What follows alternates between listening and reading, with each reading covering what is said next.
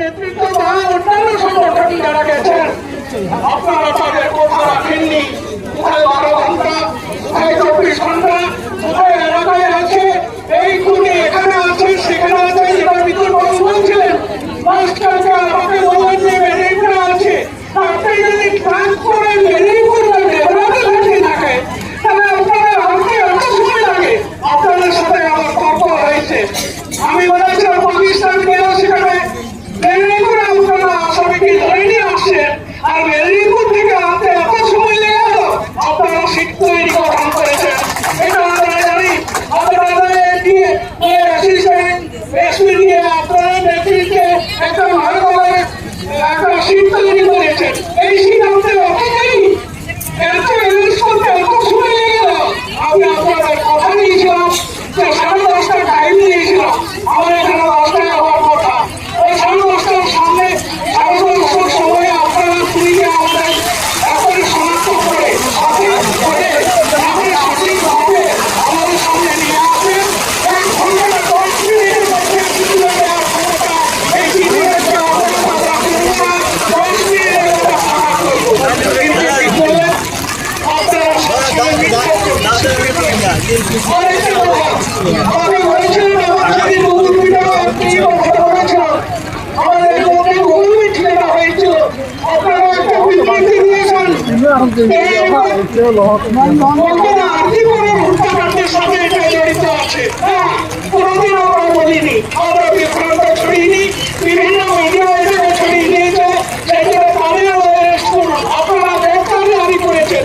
আমি আপনাদের সাথে জোর বলে এটা বলেছি যে আদিবাসী সমাজ কখনো মিথ্যে কথা বলে না, কখনো নিষ্ঠাভাবে চলে।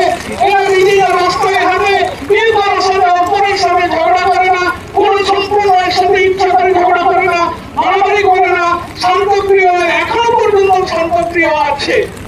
অতএব আপনারা বিভ্রান্ত ছড়াচ্ছেন, এই জন্য উল্টো দিনে আপনাদেরকে অ্যারেস্ট করা উচিত বলে আমি মনে করি। কারণ এইভাবে মিথ্যাচার দিয়ে মিথ্যাবাদে এই সহজ সরল মানুষকে নিয়ে ভুলিয়ে আর রাখা যাবে না। এটা বাবু বলে দিয়েছেন যে খুনিকে নিয়ে আসুন, আমরা অবরোধ এখনই তুলব। আমিও বলছি এখন চূড়ান্ত শাস্তি দেওয়ার ব্যবস্থা।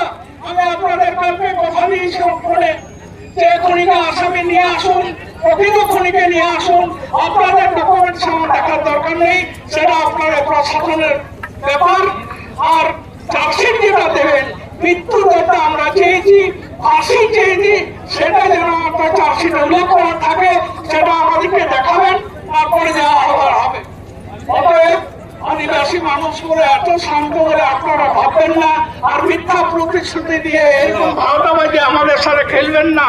খেলা যখন শুরু করেছেন আপনারা খেলতে, আমরা প্রস্তুত আছি, আমরা ব্যাট করবো, আপনারা বল করবেন।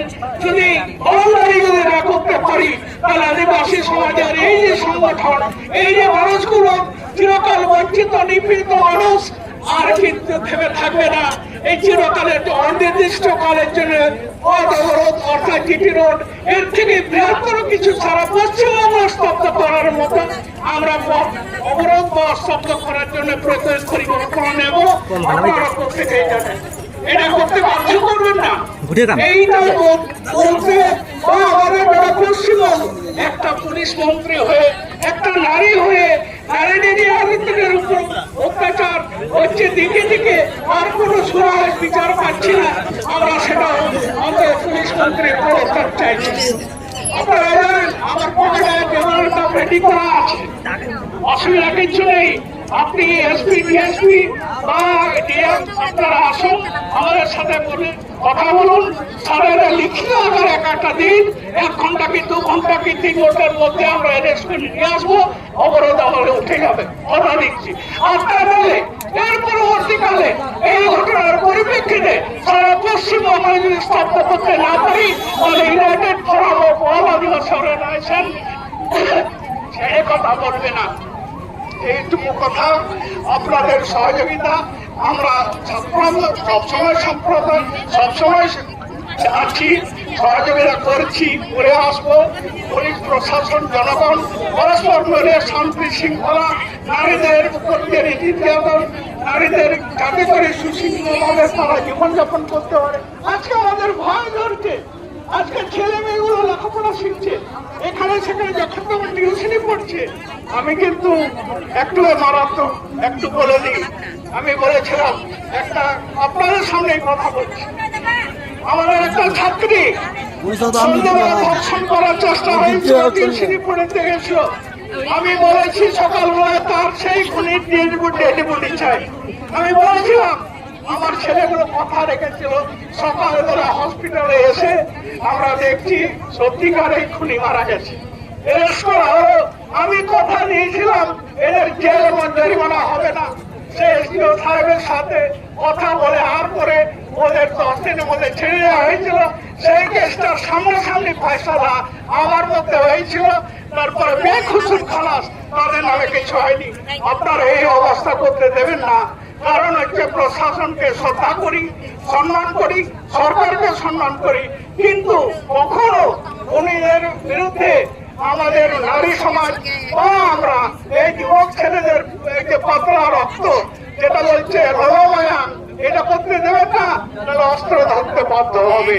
এমন খুনিকে যদি আপনারা ধরতে না পারেন, আমাদের কথা দিচ্ছি উনি নিয়ে এসে আপনাদের সামনে মার্ডার করতে বাধ্য হব। এই